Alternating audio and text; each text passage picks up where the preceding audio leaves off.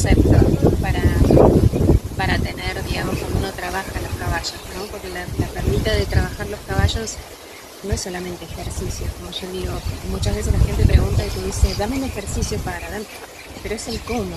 El ejercicios hay miles y estamos haciendo un montón de cosas, pero la idea es cómo vas a hacer el ejercicio y qué pretendes ese ejercicio. Entonces, siempre digo que tu premisa no es quedar en el óptimo, en el 10, hoy del ejercicio, en el muy bien 10, porque quizás no lleguemos, con suerte sí, hay veces que sí, pero que cada 1, 2, 3, 4 que vayas dando sea un poco más leve, un poco más fácil, un poco más liviano que como lo empezaste rústico, ¿no? Entonces vamos de lo rústico a lo leve, ¿no? A lo suave. Entonces cuando vos sentís que hay un pequeño